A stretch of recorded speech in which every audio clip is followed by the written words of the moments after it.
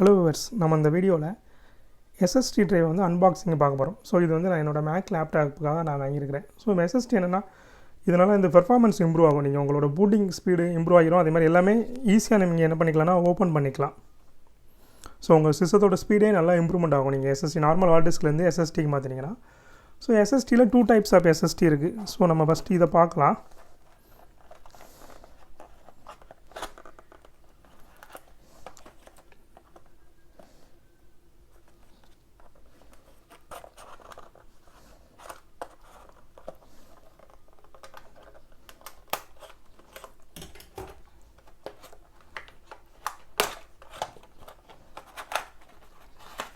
So இதுதான் நம்மளோட SSD drive.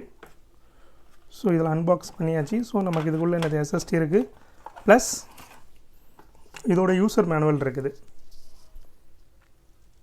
So இது என்னென்னா 500 GB எஸ்எஸ்டி ட்ரைவ். ஸோ இது பார்த்திங்கன்னா வெயிட்டே இல்லாமல் தான் இருக்குது, வெயிட்லெஸ்ஸாக தான் இருக்குது. ஸோ இது என்ன ஆகும்னா, நீங்கள் உங்களோட ஹார்ட் டிஸ்க் இருக்கலாம், உங்களோட பழைய லேப்டாப் ஆர் டெஸ்க்டாப்புக்கு என்ன பண்ணிக்கலாம்னா நீங்கள் ரீப்ளேஸ் பண்ணிக்கலாம்.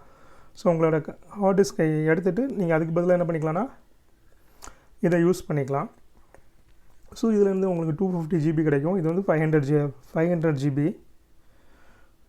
ஸோ இதோட ரேட் பார்த்திங்கன்னா நான் வந்து ஆன்லைனில் 7000 rupeesக்கு வாங்கினேன். ஸோ அப்பப்போ வந்து உங்களுக்கு வந்து ஒரு 500 அதிகமாக இருக்கலாம், இல்லைனா 500 வந்து கம்மியாக இருக்கலாம். ஸோ இதை நீங்கள் ஃபிட் பண்ணுறதுனால என்ன பண்ணிக்கலாம்னா உங்களோட பூட்டிங் டைம் வந்து இன்க்ரீஸ் ஆகும். இப்போ வந்து 2 minutesல பூட் ஆகிறது வந்து மேக்ஸிமம் 20 to 25 செகண்டில் என்ன பண்ணுறதுனா உங்கள் லேப்டாப் வந்து பூட் ஆக ஆரம்பிச்சிடும். ஸோ அதுதான் மெயின் அட்வான்டேஜ். ஸோ இதில் என்ன பண்ணிங்கன்னா எஸ்எஸ்டிலே 2 டைப் ஆஃப் எஸ்எஸ்டி இருக்குது. இன்னொரு எஸ்எஸ்டி என்னென்னா M2பாங்க. So M2 type of SSD பார்த்திங்கன்னா ரொம்ப சிம்பிளாக இருக்கும். ஸோ அது என்னது ரேம் மாதிரியே இருக்கும். உங்களுக்கு ரேம் இருக்குல்ல, ரேம் மாதிரியே இருக்கும். ஸோ உங்களோட லேப்டாப்பில் வந்து அதுக்கு ஸ்லாட் இருந்துச்சுன்னா நீங்கள் என்ன பண்ணிக்கலாம்னா அந்த இதே வாங்கிக்கலாம். ஸோ நீங்கள் யாரும் ஆல்ரெடி இருக்க ஹார்ட் டிஸ்க் எதுவுமே பண்ணண்டாம். ஸோ அந்த ஹார்ட் டிஸ்க் அப்படியே இருந்துட்டு நீங்கள் இந்த ரேம் மாதிரி இருக்க M2 எஸ்எஸ்டி என்ன பண்ணிக்கலாம்னா மாட்டிக்கலாம். ஸோ அந்த M2 எஸ்எஸ்டி என்ன ஆகுனா இதோட காஸ்ட் அதிகமாக இருக்கும்.